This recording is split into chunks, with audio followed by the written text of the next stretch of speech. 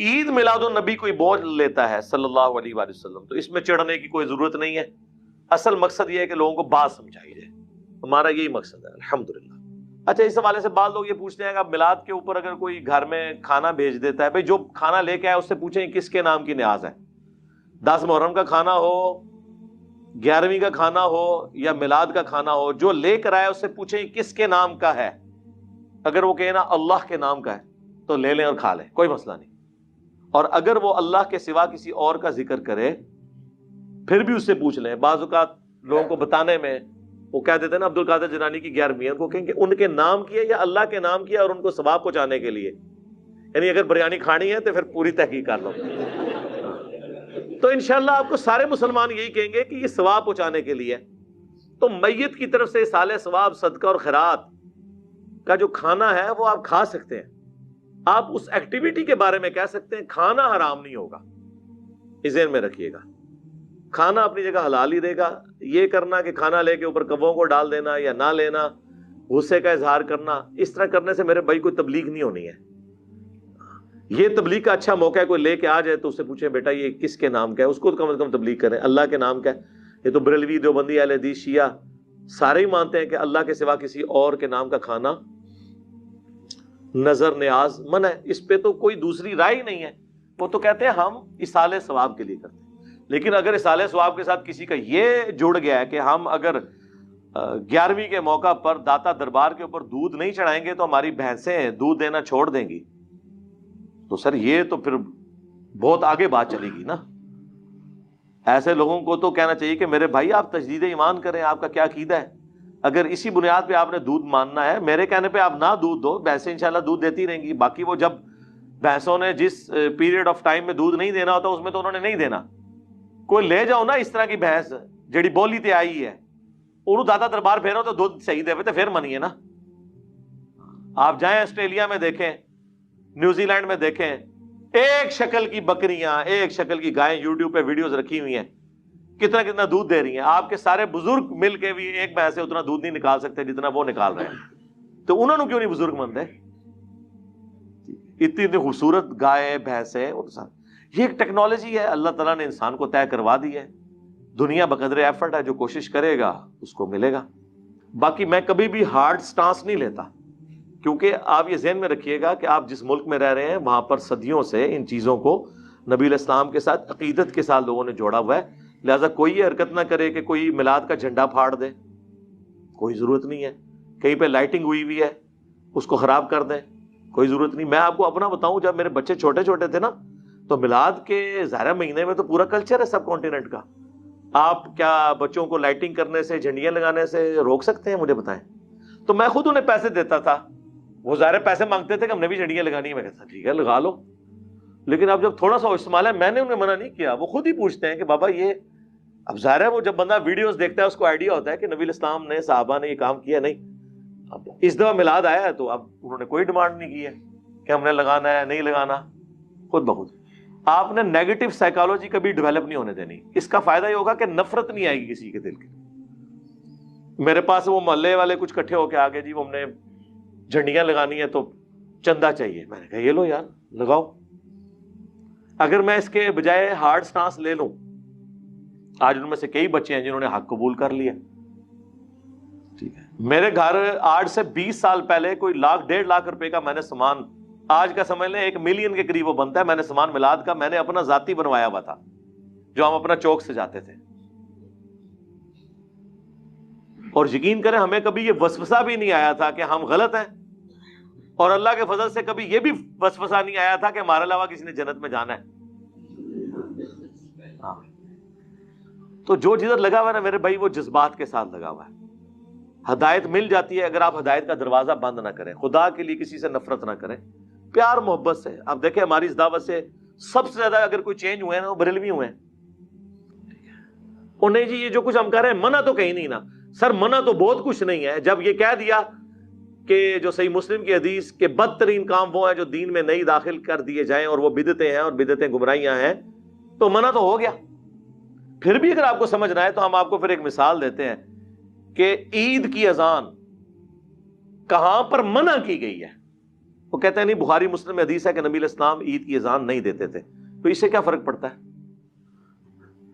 منع تو نہیں نہ کی، اذان کوئی برا کام ہے؟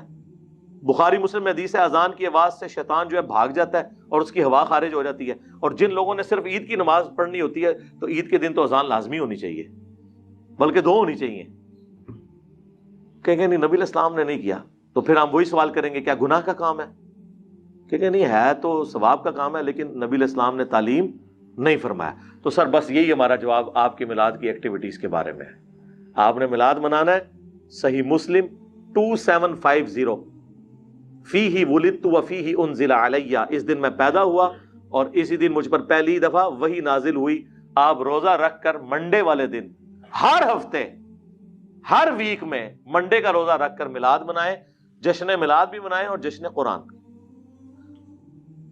کیا اسلام اس چیز کا نام ہے کہ سال کے بعد ربیع الاول کے مہینے کے اندر لوگ نکل آئیں باہر، سال کے بعد محرم کے مہینے کے اندر لوگ نکل آئیں باہر، یا رمضان کے مہینے کے اندر نکل آئیں باہر؟ اسلام تو ایک پورا ایک پیکج ہے نا. اس کے بعد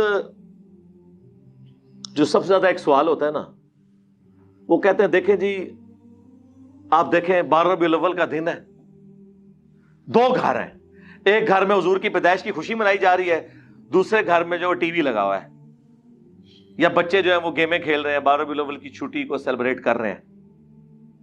بتائیں کون عاشق رسول ہے دونوں میں سے؟ اب اگر آپ اس طریقے سے بنیاد بنائیں گے لاجک کی بنیاد پہ، منطق جو زیادہ تر ہمارے اہل تشیع اور بریلوی حضرات لے کے چلتے ہیں، تو پھر سر اس کی تو کوئی اینڈ نہیں ہوگی. کل کو تو پھر ہم آپ سے یہ کہیں گے کہ ایک طرف آدم علیہ السلام ہے جنہیں فرشتوں نے سجدہ کیا انکلوڈنگ جبرائیل علیہ السلام، اور دوسری طرف ہمارے نبی علیہ السلام ہے، تو ہم انہیں سجدہ نہ کریں؟ لاجیکلی تو کرنا چاہیے. لیکن ابو داؤد میں حدیث ہے، سنن ابن ماجہ میں بھی ایک صحابی نے سجدہ کیا، آپ نے کہا سر اٹھا کیا کر رہا ہے؟ ان کا یا رسول اللہ ہیرا نامی شہر میں گیا تھا، وہاں لوگ اپنے سردار کو سجدہ کرتے ہیں، تو میں نے بہتر سمجھا کہ آپ کو سجدہ کروں. آپ نے فرمایا جب میں فوت ہو جاؤں گا تم میری قبر سے گزرو گے، کیا میری قبر پہ بھی سجدہ کرو گے؟ کہا نہیں یا رسول اللہ. تو فرمایا پھر مجھے کیوں سجدہ کر رہے ہو؟ اگر سجدہ میں جائز سمجھتا تو بیویوں سے کہتا کہ اپنے خامدوں کو سجدہ کریں اس حق کے سبب جو اللہ نے مقرر کیا ہے. تو حضور نے تو نہیں یہ کہا کہ عشق دے چلے نمبر لے گئے عقل والے انجے ہی عمرہ گالیاں کہتے ہیں نا جی، عشق کے چلے نمبر، او عشق دے چلے اتنے بھی میرے ہتھوں مارے گئے، اگوں اللہ دے ہتھوں مارے جان گے. ہاں عقل والے انما یتذکر اولو الالباب، نصیحت تو حاصل نہیں کرتے مگر عقل والے. یہ آپ نے کون سا دین بنا لیا؟ تو اس طریقے سے چیزوں کو نہیں پریزنٹ کیا جا سکتا. تو اس کی پھر میں ان کو پھکی دیتا ہوں کہ دیکھیں کہ 10 محرم کا دن ہے، ایک گھر میں مجلس ہو رہی ہے، لوگ چیخو پکار کر رہے ہیں، ماتم کر رہے ہیں، اہل بیت کے مصائب کو یاد کر کے رو رہے ہیں، اور دوسرے گھر کے اندر ٹی وی چلا ہوا ہے. بلکہ اس سے بھی بڑھ کر اعلیٰ حضرت کی کتاب رد الرافضہ رکھی ہوئی ہے جس میں شیعہ کو کافر ڈکلیئر کیا گیا ہے. ایک طرف اہل بیت کے غم میں لوگ رو رہے ہیں، یہ شیعہ کا گھر ہے، یہ بریلویوں کا گھر ہے. اب بتاؤ کہ عاشق اہل بیت کون ہے؟ تو کہیں گے نہیں عشق اہل بیت کا یہ تقاضا نہیں ہے کہ اس طرح کی بدعت کی جائے. تو سر عشق رسول کا بھی یہ تقاضا نہیں کہ اس طرح کی بدعت کی جائے. پھکی کے بغیر، اینٹی وینم الزامی جواب کے بغیر بات سمجھ نہیں آتی. اب ہم تو پیار محبت سے سمجھا ہی سکتے ہیں، غصہ نہیں کسی پہ کھا سکتے. ان چیزوں کو لوگ پھر جذبات کے ساتھ جوڑ لیتے ہیں. تو یہ مربجہ ساری چیزیں جو ہے نا، یہ اس طریقے سے جو چیزیں بعد میں شروع ہوئی ہیں اس کے اوپر کسی کے اوپر قدغن لگانا. باقی اس کو میں مانتا ہوں کہ اس پہ اجماع امت ہو چکا ہے. المستدرک للحاکم میں حدیث ہے میری امت کبھی بھی گمراہی پہ جمع نہیں ہوگی، جماعت پہ اللہ کا ہاتھ ہے. المعجم الکبیر طبرانی میں بھی یہ حدیث موجود ہے کہ پوری امت جب کسی بات پہ متفق ہوگی تو وہ اللہ کی مرضی سے ہوگی، یہ امت گمراہ نہیں ہوگی. ہاں اگر کسی ایک گروہ کی مخالفت آ جاتی ہے پھر وہ اجماع امت نہیں ہوگا. یہاں تک اجماع ہو چکا ہے کہ ربیع الاول کے مہینے میں نبی علیہ السلام سے متعلق پوری دنیا کے اندر سیمینارز پروگرام کیے جاتے ہیں. ایون وہ آپ دیکھیں یہاں پہ اہل حدیث بھی امام الانبیاء کانفرنس کر رہے ہیں، دیوبندی سیرت النبی کانفرنس کر رہے ہیں، بریلوی میلاد مصطفیٰ کانفرنس کر رہے ہیں، اہل تشیع بھی کر رہے ہیں. پروگرام نبی علیہ السلام کی سیرت کو، آپ کی صورت کو، آپ کے معجزات کو ذکر کرنا، آپ علیہ السلام کی شخصیت کی کوالٹیز کو ذکر کرنا. اس مہینے کے اندر جمعے کے خطبوں میں تمام مکاتب فکر کے لوگ یہ ساری چیزیں کرتے ہیں. یہ بالکل درست ہے، یہاں تک اجماع ہے. باقی یہ جو ایگزیکٹلی 12 ربیع الاول کے دن کو ٹارگٹ کر کے جھنڈیاں، جلوس، لائٹنگ، اس اعتبار سے جو کچھ کیا جا رہا ہے نا، اس کے اوپر کوئی اجماع نہیں ہوا. بس میں اشارے سے ہی بات کر سکتا ہوں تاکہ آپ کو بات سمجھ آ جائے. اس کے اوپر پھر وہ یہ بھی کہتے ہیں جی قرآن میں اما بنعمت ربک فحدث، پس اپنے رب کی نعمتوں کا خوب چرچا کرو. وہ کہتے ہیں جی چرچا تو سڑکیں بند کیے بغیر ہوگا ہی نہیں، بدواواں ملن گی تو چرچا نہیں ہوئے گا. جب لوگ جو ہیں وہ ہاسپٹل جانے سے رہ جائیں گے.